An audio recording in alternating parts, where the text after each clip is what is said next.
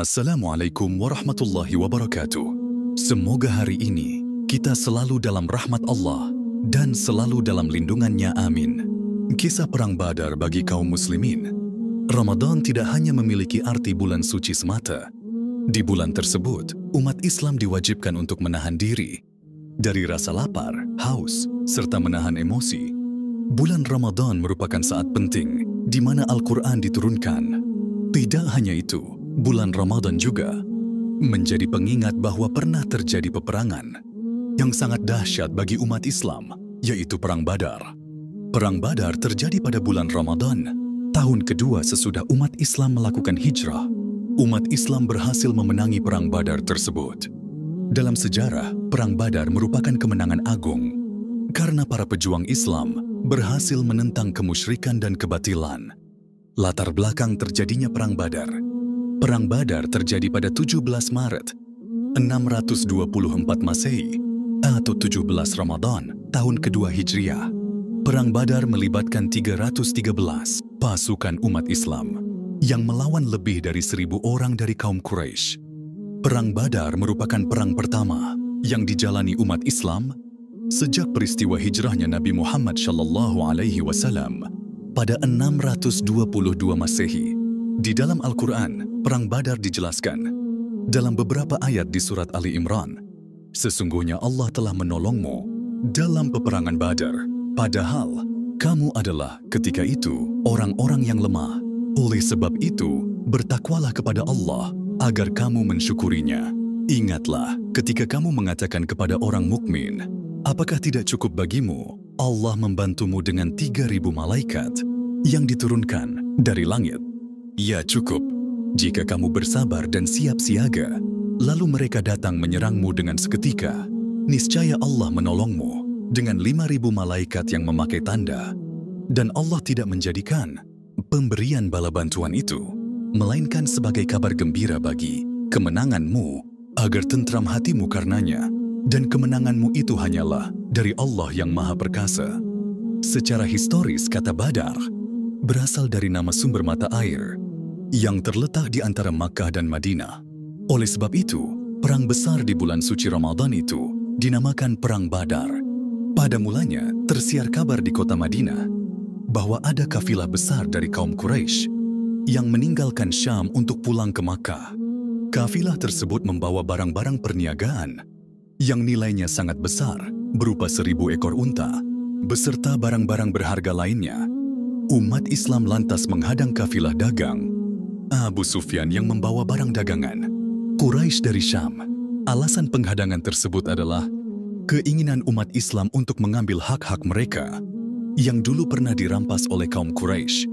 Sementara di kalangan kaum Quraisy tumbuh rasa cemburu akibat perkembangan kota Madinah di bawah kepemimpinan Nabi Muhammad SAW.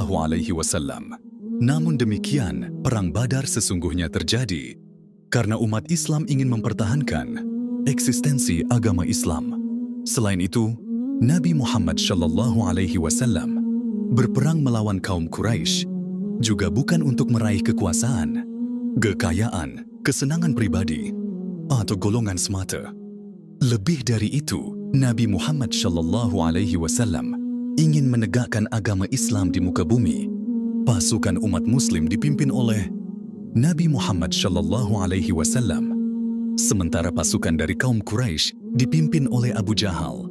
Dalam peperangan tersebut, umat Islam mengambil posisi yang terdekat dengan sumber air. Tempat tersebut dipilih oleh Nabi Muhammad SAW sebagai salah satu bentuk strategi perang.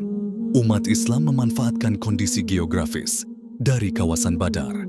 Misalnya, sahabat Sa'ad bin Mu'adz membuat gundukan tanah di sekitar lokasi peperangan. Hal itu bertujuan agar Nabi Muhammad SAW bisa mengawasi jalannya perang serta memprediksi pola serangan yang tepat guna mengalahkan pasukan kaum Quraisy. Dalam Perang Badar tersebut, Nabi Muhammad SAW memimpin langsung penyerangan terhadap kaum Quraisy.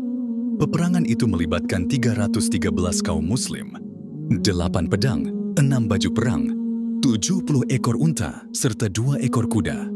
Sementara pasukan dari kaum Quraisy mengerahkan pasukan 1.000 orang, 600 persenjataan lengkap, 700 unta serta 300 kuda. Meskipun kalah dalam jumlah pasukan, kaum muslim tetap bersemangat untuk berjihad di bulan Ramadan. Semangat perang itu berhasil menewaskan 3 pimpinan perang dari pasukan kaum Quraisy, yaitu Utbah, Syaibah, dan Walid bin Utbah.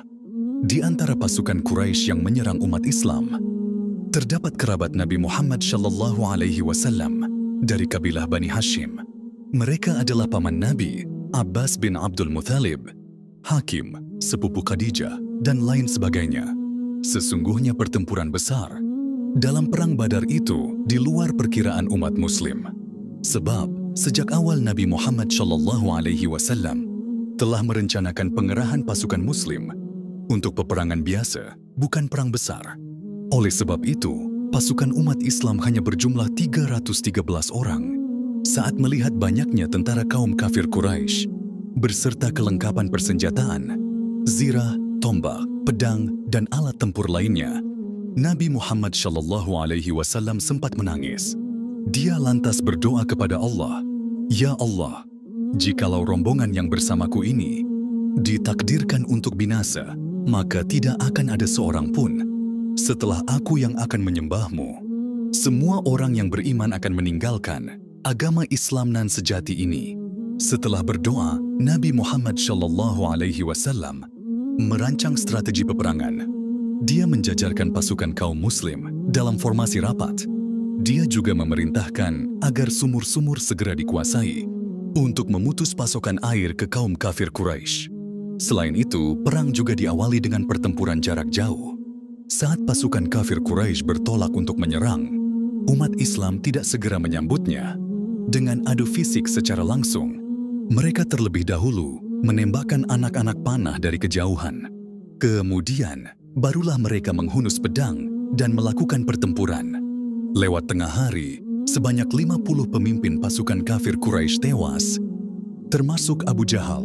Sementara itu, banyak sisanya yang lari tunggang langgang. Sementara itu, korban dari kaum muslim hanya 14 orang. Selain memukul mundur 1.000 tentara dari Quraisy, umat Islam juga berhasil mengambil rampasan 600 persenjataan lengkap, 700 unta, 300 kuda, serta perniagaan milik kafilah Abu Sufyan. Dengan kecerdikan Nabi Muhammad dan kedisiplinan pasukannya, umat Islam berhasil membalikkan keadaan yang membuat kehormatan dan kemuliaan Islam makin tegak di Jazirah. Pada akhirnya, Perang Badar dimenangkan oleh pasukan dari umat Islam. Kemenangan pada Perang Badar tersebut membuat posisi Islam di kawasan Madinah kian kuat. Sementara kaum Quraisy yang kalah di Perang Badar harus menelan kekecewaan mendalam. Mereka pun semakin berhasrat untuk membalas dendam dengan persiapan yang jauh lebih matang.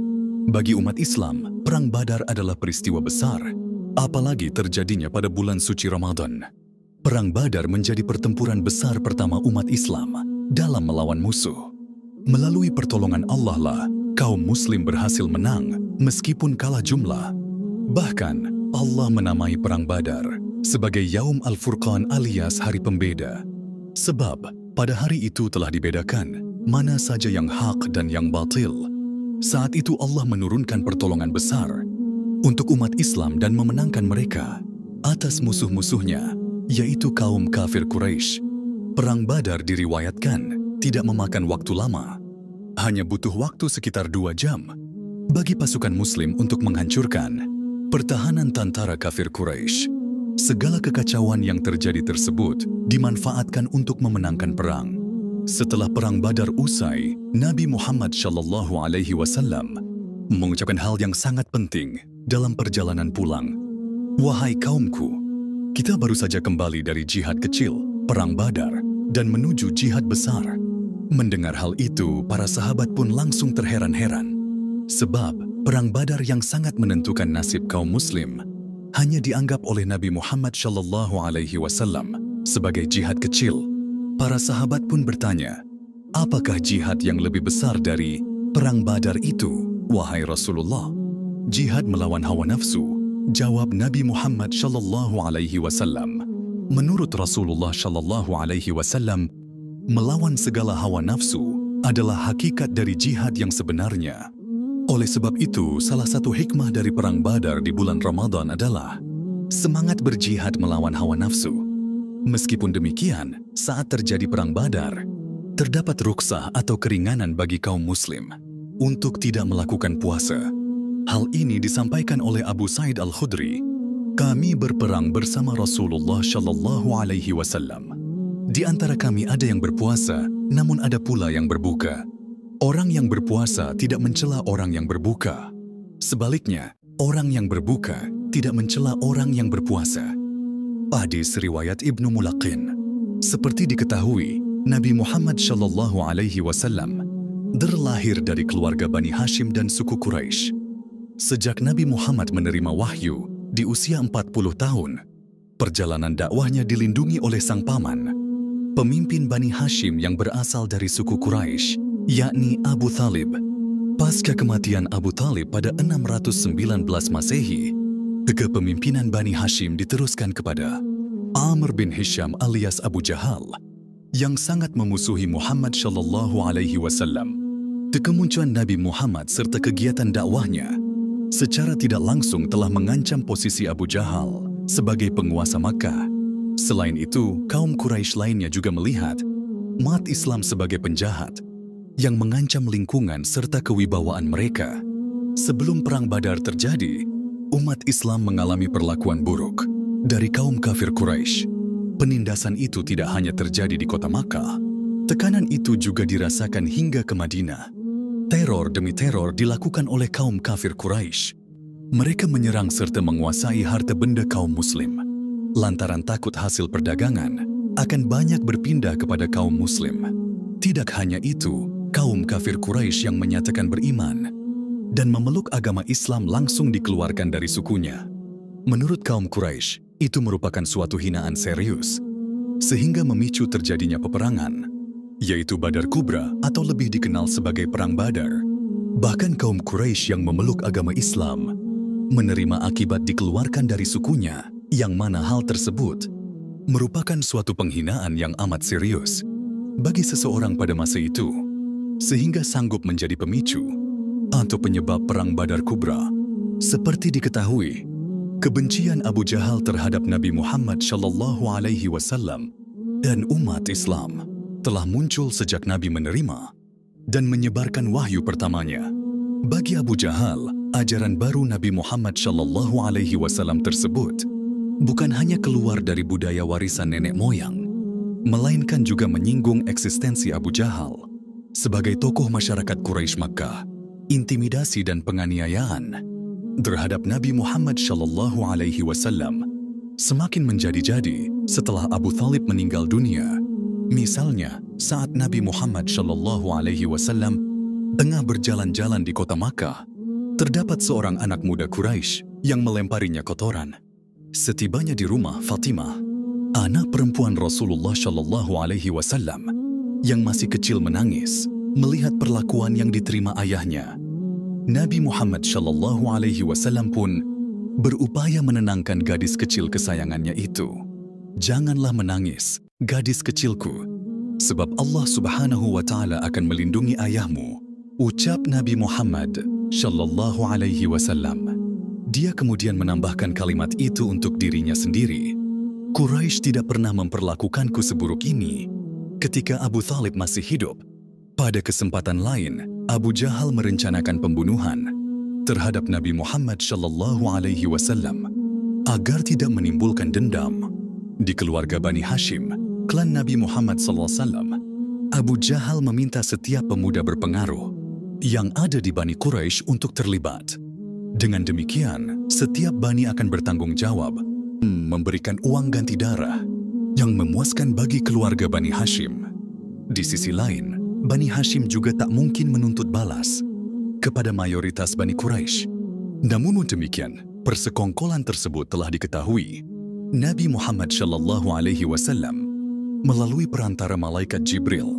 Akhirnya, Nabi Muhammad Shallallahu Alaihi Wasallam memutuskan hijrah meninggalkan rumahnya bersama Abu Bakar menuju Yathrib, Madinah. Nabi Muhammad Shallallahu Alaihi Wasallam mengecoh musuh yang mengepung rumahnya dengan cara membiarkan Ali mengisi tempat tidurnya. Saat hijrah, sebagian besar penduduk Madinah menyambut kedatangan Nabi Muhammad SAW dengan tangan terbuka. Hal itu ditandai dengan kesempatan saling melindungi antar kaum Muslim, Yahudi, serta suku-suku di Yatsrib melalui Piagam Madinah. Piagam Madinah menjadi tanda awal agama Islam sebagai pemersatu. Namun demikian, hal itu bukan berarti konflik dengan Quraisy Makkah mereda.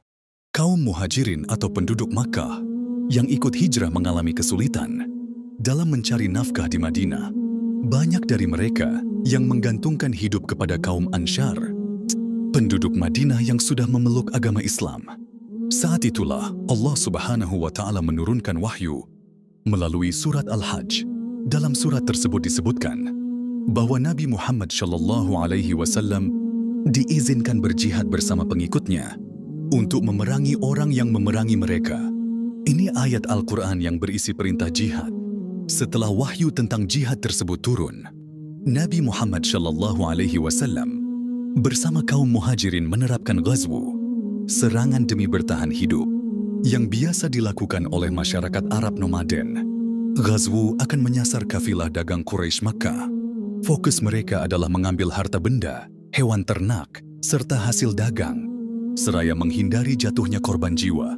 Semenjak Nabi Muhammad SAW gencar berdakwah kepada kaumnya, orang-orang yang tergolong musyrik di Makkah sudah melancarkan peperangan.